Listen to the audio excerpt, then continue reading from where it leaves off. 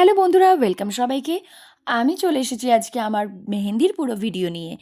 এখানে আমি এরকম মেহেন্দি পড়তে বসেও পড়েছি আর বরের নাম কিন্তু হাতে লিখেও নিয়েছি। আর এদিকে রায় কাটছে, কারণ কি আমার আগে রায়কে মেহেন্দি পরানো হয়েছিল, কিন্তু রায় মেহেন্দিটা বারবার মুছে ফেলছিল, সেই কারণে ওকে আর পরিয়ে দেওয়া হবে না, তাই ও কাটছিল। আর এদিকে দেখো আমার কিন্তু মেহেন্দি পরা কমপ্লিট, আর আমাকে কিন্তু এত সুন্দর করে মেহেন্দি পরিয়ে দিয়েছে আমার নিজেরই দিদি। সেই কারণে আমার আলাদা করে আর কোনো মেহেন্দি আর্টিস্টের দরকার পড়েনি, কারণ আমার দিদি খুব সুন্দর মেহেন্দি পরাতে পারে।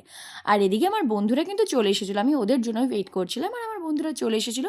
এখানে সঙ্গম, গৌরব আর আমি মিলে তিনজনে একটু রিলস বানাচ্ছিলাম, কারণ কি অনেক দিন আগে থেকে আমরা ঠিক করে রেখেছিলাম যে মেহেন্দির থেকে আমরা ঠিক কী কী রিলস বানাবো একদম রিসেপশন অবধি।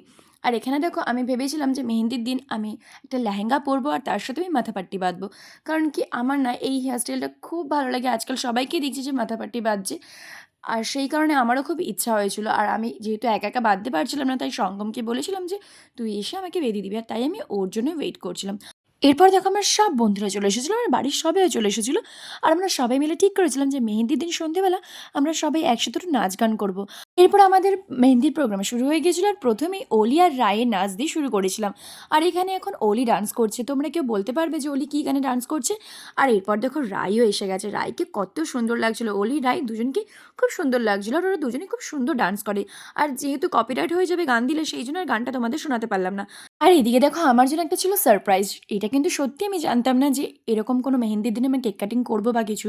এটা পুরোপুরি সারপ্রাইজ ছিল, আর এই কেকটা বানিয়েছিল কিন্তু আমার দিদি। তোমরা জানোই সবাই যে আমার দিদি কিন্তু খুব সুন্দর কেক বানায়। তোমরাও যদি চাও তোমাদের স্পেশাল ডেতে, অবশ্যই কিন্তু আমার দিদির সাথে কন্ট্যাক্ট করতে পারো কেকের জন্য।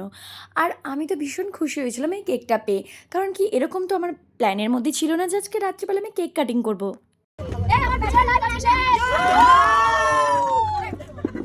তো তোমরা দেখতেই পেলে যে আমরা কত মজা করেছি, আর আমি তো ভীষণ খুশি হয়েছি, আর আমার সাথে সাথে আমার বন্ধু, আমার ফ্যামিলি সবাইও খুব মজা করেছে। আর এরপরে কেক কাটিংয়ের পর আমি বন্ধুদের আর বাড়ির সবাইকে একটু কেক খাইয়ে দিচ্ছিলাম, আর কেকটা কিন্তু খুব সুন্দর হয়েছিল। আর তারপরে আমরা মেন প্রোগ্রামে আবার ফিরে গেছিলাম।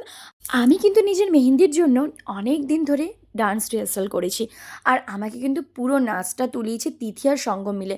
তারপরেও আমি ওদের সাথে তালে তাল মিলিয়ে নাচতে পারছিলাম না। আর এদিকে দেখো রায় আর অলির আবদার ছিল, আর সাথে আমার বোনেরও আবদার ছিল, যদি তিনজনের সাথে একটা রিলস করতে হবে, আর তাই আমি ওদের আবদার পালন করছিলাম। তো এই দেখো তোমরা আমাদের আজকের প্রোগ্রামের শো স্টপার, যে কিনা আমার বন্ধু গৌরব। সবাই কিন্তু বলেছিল যে গৌরবকে আজকে নাচতেই হবে, আর হ্যাঁ, সবাই বলতে আমার বাড়ির সবাই বলেছিল গৌরবকে আজকে নাচতেই হবে। আর যারা কিনা আমাদের নাচের সময় বসেছিল, গৌরব যেই নাচতে উঠলো তখন কিন্তু বাকিরা সবাই নাচা শুরু করে দিল। ভাবতে পারছো তাহলে আমার বন্ধু গৌরবের মধ্যে কত ট্যালেন্ট আছে। বাকিদের নাচের সময় সবাই হাত তালি দিয়েছিল, আর ওর নাচার সময় সবাই নাচা শুরু করে দিল। তো তোমরা যারা নাচতে একদমই ভালোবাসো না, আমি গ্যারান্টি দিয়ে বলছি যে গৌরবকে তোমরা নিয়ে যেতে পারো, কিন্তু ওর নাচ দেখলে কিন্তু তোমাদের প্রত্যেকের নাচতে ইচ্ছে করবে। যাই হোক, আমি মজা করছিলাম, আর তোমরা দেখো আমরা কিন্তু আর কেউ বসেছিলাম না, গৌরবের নাচ দেখে কিন্তু আমরা সবাইও নাচা শুরু করে দিয়েছিলাম।